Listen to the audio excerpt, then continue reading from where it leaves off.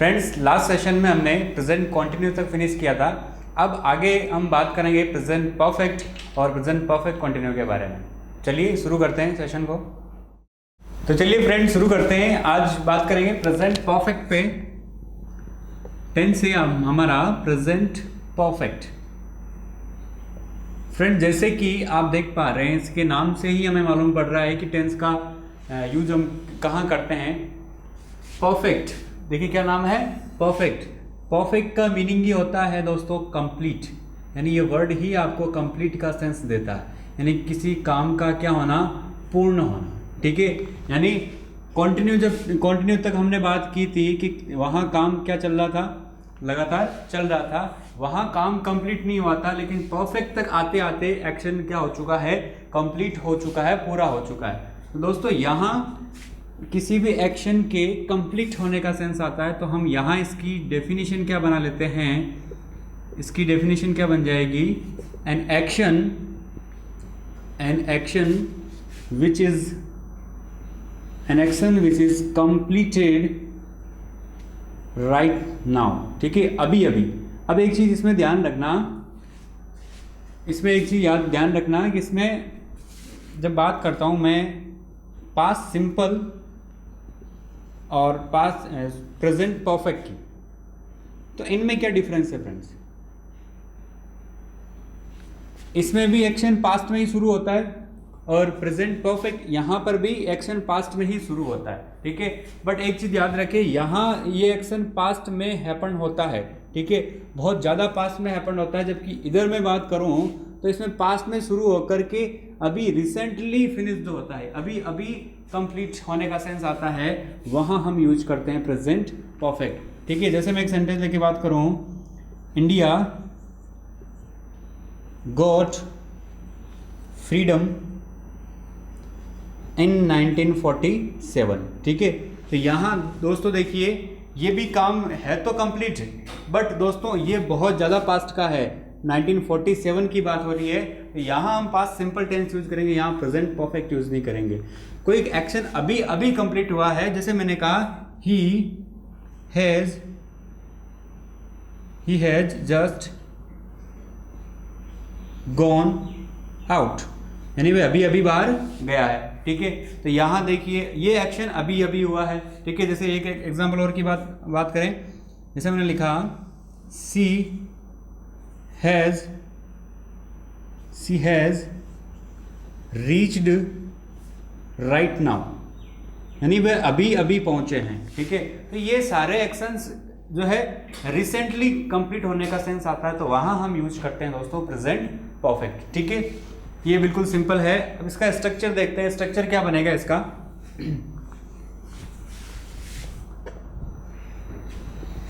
देखिए स्ट्रक्चर बन जाएगा इसका, सब्जेक्ट बात कर रहे हैं परफेक्ट की, और परफेक्ट में हम यूज करते हैं हैव फॉर्म, और प्रेजेंट की हैव फॉर्म कौन सी थी, हैज और हैव। ठीक है, और हैव फॉर्म के साथ में मैंने आपको बताया था मेन वर्ब क्या यूज करते हैं, वर्ब की थर्ड फॉर्म। ठीक है, देन उसके बाद में ऑब्जेक्ट। ठीक है, ये हो जाता है इसका एक बेसिक स्ट्रक्चर। अब आगे बात करते हैं इसके यूजेस के ऊपर। तो इसका यूज हम कहाँ करते हैं, इसमें आप कुछ टाइम एडवर्ब याद रखिए। वो एडवर्ब यदि किसी सेंटेंस में हो तो हम वहां पर प्रेजेंट परफेक्ट टेंस यूज करते हैं। ठीक है, कौन कौन सी है, जस्ट, ठीक है, just now, recently, right now,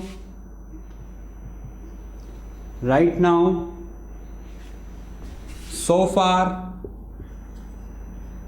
yet, already, up to now, up to present। ठीक है, during last few days, during last few years। ठीक है, यानी ये सब कुछ वर्ड है, एवर, नेवर। ठीक है, ये जो है एडवर्ब्स यदि आपको किसी सेंटेंस में दिखाई देती है तो वो सेंटेंस आपका किसका होगा, प्रेजेंट परफेक्ट का। ठीक है, ये सभी जो एडवर्ब्स है इनका मीनिंग कहीं ना कहीं हाल ही से आता है, यानी अभी अभी से इसका सेंस निकलने से बात करें जस्ट की, जस्ट मतलब अभी, जस्ट नाउ अभी अभी, रिसेंटली हाल ही में, राइट नाउ इसका मीनिंग भी यही है, सो फार अब तक, यट, यट का ध्यान रखें, यट को आप दो तरह से यूज करते हो। ठीक है, यट को आप एडवर्ब की तरह भी यूज करते हो और यट को आप कंजंक्शन के पेयर की तरह भी यूज करते हो, यानी कंजंक्शन की तरह भी यूज करते हो। कंजंक्शन के रूप में यूज करोगे तो ये किसका पेयर होगा, ऑल्दो का। किसका पेयर होगा, ऑल्दो। ठीक है, तो यहाँ मीनिंग भी फिर अलग अलग होगा। जब एडवर्ब के रूप में यूज करोगे तो यट का मीनिंग होता है अभी तक। ठीक है, और कंजंक्शन के रूप में यूज करोगे तो इसका मीनिंग होगा फिर भी। ठीक है, जैसे एग्जांपल लेके समझते हैं। मैंने कहा Sita has cooked, Sita has not cooked food yet. ठीक है, नेगेटिव सेंटेंस में यट का यूज होता है और ध्यान रखिए सेंटेंस के एंड में यट का यूज किया जाता है। ठीक है, तो यहाँ इसका मीनिंग क्या हुआ कि सीता अभी तक खाना नहीं पका चुकी है। उसको यहाँ कंप्लीट करना था, कंप्लीट होना था एक्शन को, लेकिन यहाँ कंप्लीट हुआ नहीं। ठीक है, अब जब यट को कंजंक्शन के रूप में यूज करेंगे तो क्या हो जाएगा, तो मैंने कहा although he is reach yet he walks on foot. ठीक है, यानी यहाँ ऑल्दो मतलब होता है यद्यपि, ये कॉन्ट्रास्ट बताता है। ठीक है, विरोधाभास बताता है। ठीक है, यानी एक स्टेटमेंट यदि पॉजिटिव होगा तो दूसरा क्या होगा, उसका नेगेटिव होगा। ऑल्दो यद्यपि ही इज रिच, वह अमीर है, यट फिर भी, देखो यहाँ के किसका सेंस आ रहा है, फिर भी का।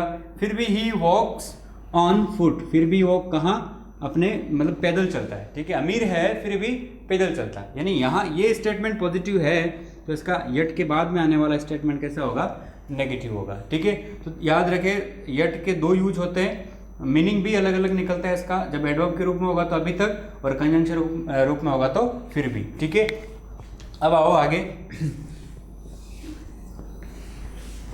जैसे यहाँ से कुछ एग्जाम्पल देख लें। जैसे मैंने कहा सी हैज़ कम रिसेंटली। ठीक है, दैट मीन्स क्या हुआ, वह अभी अभी आ चुका है। ठीक है, यहाँ इसका मीनिंग क्या हुआ, वह अभी अभी आ चुका है। ठीक है, तो ऐसे एक सेंटेंस और ले लें। राहुल या ऐसे कर लें, the meeting has completed, meeting has completed right now। ठीक है, यानी अभी अभी मीटिंग क्या हो चुकी है, कंप्लीट हो चुकी है। ठीक है, तो ये एडवर्ब्स आप याद रखें। इसमें यही याद रखने वाली चीज है, एडवर्ब्स आपको किसी भी सेंटेंस में दिखती है तो वो सेंटेंस आपका होगा किसका, प्रेजेंट परफेक्ट का। तो चलिए यहाँ इसको फिनिश करते हैं। इससे आगे का जो है टेंस शुरू करते हैं। इससे आगे हम बात करेंगे प्रेजेंट परफेक्ट कॉन्टिन्यूअस पे। ठीक है,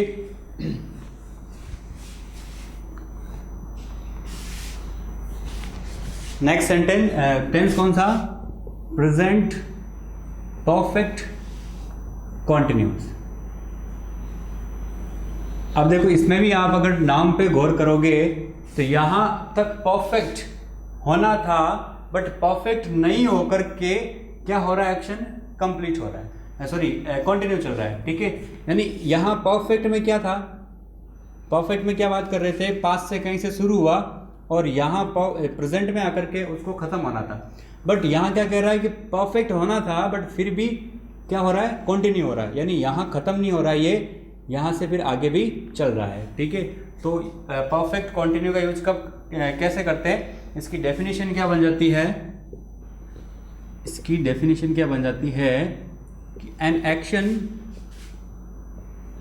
action which started from a particular time from a particular time, किसी एक टाइम से शुरू होता है, ठीक है, started from a particular time and still continue, और अभी भी लगातार चल रहा है, ठीक है। तो ऐसे सेंटेंस आप रखते हो परफेक्ट कंटिन्यूअस टेंस में। दोस्तों इसका स्ट्रक्चर क्या बन जाएगा, इसका स्ट्रक्चर क्या बन जाएगा, सब्जेक्ट, उसके बाद में हैज़, हैव, उसके बाद में आपको लगाना है बी, ठीक है, क्योंकि हम कंटिन्यू की बात कर रहे हैं तो आपको इसमें बीन यूज़ करना पड़ेगा। उसके बाद में बी फॉर्म है तो क्या यूज करेंगे, V1 ING, उसके बाद ऑब्जेक्ट, और ध्यान रखें यहाँ हम यूज करेंगे इस पर्टिकुलर टाइम को डिनोट करवाने के लिए हमारा दो प्रेपोजिशन है, सिंस और फॉर, और उसके बाद टाइम, ठीक है। जैसे एग्जाम्पल लेके बात करें, मैंने कहा he has been living here since 2 months, ठीक है, यानी वो यहाँ पर 2 महीनों से रह रहा है, ठीक है, 2 महीनों से रह रहा है, ठीक है, यहाँ ये टाइम बताएगा और अभी तक रह रहा है, ठीक है, अभी भी काम जो है कंटिन्यू चल रहा है, ठीक है। अब इसमें आप थोड़ा नेगेटिव के स्ट्रक्चर का ध्यान रखें। अगर आपको इसका नेगेटिव सेंटेंस बनाना है तो सब्जेक्ट, देन उसके बाद में हैज़, हैव, और नॉट का याद रखिए वही थर्ड प्लेस पे, यानी यहाँ नॉट लगाना है, देन उसके बाद में आपको बीन यूज़ करना है, ठीक है। फिर वही V1 ING ऑब्जेक्ट और सिंस फॉर के साथ में टाइम का यूज़ करना है, ठीक है, बिल्कुल सिंपल है। तो सेंटेंस भी आपका यूँ बन जाएगा, he has not been living here since 2 months, ठीक है। एक मिनट, यहाँ क्या यूज करेंगे, फॉर, ठीक है, फॉर 2 months, सिंस यूज नहीं करेंगे, क्या यूज करेंगे, फॉर, ठीक है, क्योंकि ये एक टाइम ड्यूरेशन है तो टाइम ड्यूरेशन के लिए फॉर। देखो सिंस और फॉर की अभी बात करते हैं हम कि कहाँ सिंस यूज करते हैं, कहाँ फॉर यूज करते हैं, ठीक है। अब आगे देखिए इसका इंटरोगेटिव सेंटेंस का स्ट्रक्चर क्या होगा, वही सब्जेक्ट, सॉरी हैज़, हैव आगे आ जाएगा, हेल्पिंग वर्ब इंटरोगेटिव में आगे आ जाती है, उसके बाद में सब्जेक्ट, और ये थर्ड प्लेस पे आपको यूज करना है बीन, उसके बाद में V1 ING ऑब्जेक्ट, सिंस और फॉर, और फिर वही टाइम, ठीक है, बिल्कुल सिंपल है। तो ये सेंटेंस में क्या हो जाएगा इधर, has he been living here for 2 months, ठीक है, बिल्कुल सिंपल है। और यदि इसका इंटरोगेटिव नेगेटिव बनाना है तो यहाँ थर्ड प्लेस पे आपको क्या यूज कर लेना है, नॉट यूज कर लेना है, बिल्कुल सिंपल है। अब आगे इस पे बात करते हैं सिंस और फॉर पे। दोस्तों यहाँ से इससे क्वेश्चन बहुत बार पूछे जाते हैं सिंस और फॉर के यूज को लेकर के। तो चलिए बात करते हैं सिंस और फॉर के यूज पे, यानी कहाँ सिंस का यूज किया जाता है और कहाँ फॉर का यूज किया जाता है, ठीक है। दोस्तों सिंस और फॉर एक पार्ट्स ऑफ स्पीच में प्रेपोजिशन है, ठीक है, क्या है, प्रेपोजिशन, ठीक है। सिंस के यूज की बात करें, सिंस का यूज हम करते हैं किसी पॉइंट ऑफ टाइम के लिए, पॉइंट ऑफ टाइम यानी निश्चित समय के लिए, ठीक है। बात करूं हिंदी में तो क्या कहेंगे, निश्चित समय के लिए। निश्चित समय से मतलब है कि आपका समय फिक्स होना चाहिए, ठीक है, यानी उसका समय अवधि में नहीं होना चाहिए, निश्चित समय हो। निश्चित समय से मतलब है जैसे मैं कहूँ कोई घड़ी का टाइम, ठीक है, क्लॉक टाइम, घड़ी का कोई भी टाइम हो, ठीक है, 7 o'clock 5 o'clock जो भी, ठीक है, ये आपका एक फिक्स टाइम होता है। मैंने कह दिया 7 बजे, तो 7 बजे एक फिक्स टाइम है, ठीक है। उसके बाद नेम ऑफ मंथ, महीने के नाम, ठीक है। महीने के नाम जनवरी, फरवरी ये दिया हुआ हो तो इस ऐसे टाइम के पहले भी आप जो है क्या यूज करते हो, सिंस यूज करते हो। मैंने कहा सिंस जनवरी तो एक फिक्स टाइम है, सिंस फरवरी ये भी एक फिक्स टाइम है, ठीक है।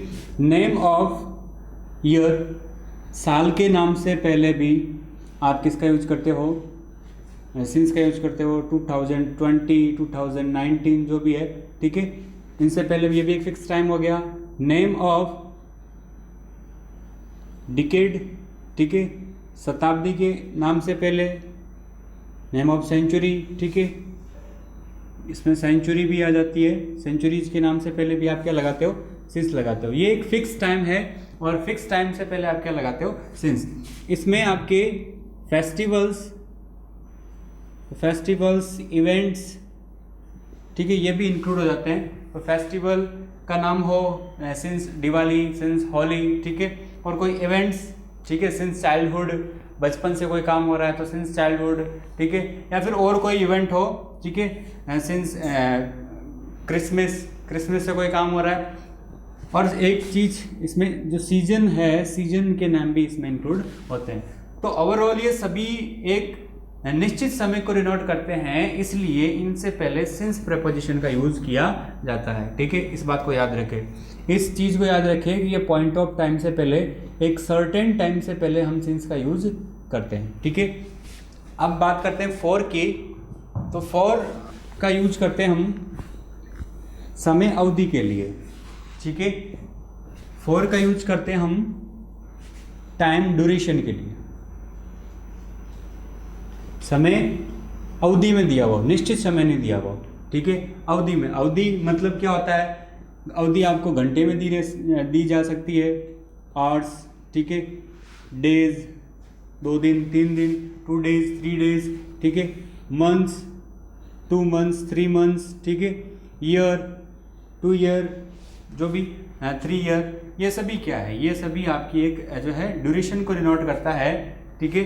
तो इनसे पहले आप क्या यूज करते हो, फॉर यूज करते हो, मिनट, ठीक है, आवर, कुछ भी दिया हुआ।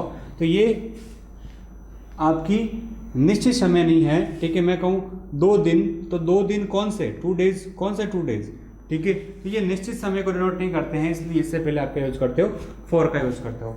ये सिंपल है, सबको पता है, ठीक है। एग्जाम में इसे बहुत बार क्वेश्चन पूछा जाता है। जैसे मैंने एक सेंटेंस लिखा, he has been ill for 2 days ago, ठीक है। इस प्रकार से प्रश्न पूछा गया। अब आपसे पूछे कि इस सेंटेंस में एरर क्या है। तो फ्रेंड्स, इस सेंटेंस में एरर क्या है, अब आप जैसे देखोगे, आपने पढ़ा है कि 2 days, तो ये एक पीरियड हो गया और उससे पहले फॉर का यूज किया हुआ है, तो आपके अकॉर्डिंग सेंटेंस सही होगा। बट नहीं, यहाँ ध्यान रखें 2 days के बाद में क्या है दोस्तों, एगो। और इसी अवधि से पहले, इस अवधि के बाद में, इसी ड्यूरेशन के बाद में यदि एगो वर्ड दिया हुआ है तो ये टाइम अब सर्टेन हो गया, ये फिक्स हो गया। अब यहाँ फॉर का यूज़ नहीं करेंगे दोस्तों, यहाँ क्या यूज करेंगे, सिंस का यूज करेंगे। इस बात का भी खास ध्यान रखें, ठीक है। देन उसके बाद में मैं बात करूँ लास्ट और पास्ट, और इसके बाद में आपको टाइम एक्सप्रेसिंग कोई भी वर्ड दिया हुआ है, ठीक है। तो दोस्तों, इससे पहले आप क्या यूज करोगे, सिंस यूज करते हो। क्या यूज करते हो, सिंस, ठीक है। यानी यहाँ पर कोई ड्यूरेशन भी है या फिर फिक्स टाइम भी है, लेकिन उससे पहले लास्ट और पास्ट दिया हुआ है, तो दोस्तों ये फिर टाइम एक सर्टेन हो जाता है और इससे पहले आप क्या यूज करते हो, सिंस यूज करते हो। लेकिन यदि आपको इस लास्ट और पास्ट से पहले फॉर यूज करना है तो इसका थोड़ा कंस्ट्रक्शन अलग होगा। फिर इसमें आपको लास्ट, पास्ट, फिर टाइम, इससे पहले द आर्टिकल और उससे पहले आपको यूज करना फिर फॉर, ठीक है। तो इस बात का थोड़ा ध्यान रखें, ठीक है। लास्ट, पास्ट से पहले द आर्टिकल और उससे पहले फॉर, ठीक है। तो ये था आपका सिंस और फॉर में डिफरेंस को लेकर के बात। इसको जरूर ध्यान में रखें। यहाँ सिंस और फॉर के डिफरेंस को लेकर के एग्जाम में बहुत बार प्रश्न पूछे जाते हैं। तो फ्रेंड्स यहाँ पर हमने प्रेजेंट टेंस को कंप्लीट किया है। हाँ, यहाँ हमने प्रेजेंट टेंस के सारे पार्ट्स को डिस्कस कर लिया है। दोस्तों यदि आपने पीछे प्रेजेंट सिंपल, प्रेजेंट कंटिन्यू और प्रेजेंट परफेक्ट के पार्ट को नहीं देखा है तो दोस्तों उन पार्ट्स को जरूर जाकर देखें, उनके लिंक हमारे डिस्क्रिप्शन बॉक्स में आपको मिल जाएंगे। दोस्तों यदि आज का वीडियो आपको इंटरेस्टिंग लगा हो तो अपने फ्रेंड्स के साथ में ज़रूर शेयर कीजिए और चैनल को सब्सक्राइब जरूर कर लीजिए ताकि जितनी भी नोटिफिकेशंस है वो आपको मिलती रहे। दोस्तों वीडियो को लाइक कर दीजिए, शेयर कर दीजिए। Thank you.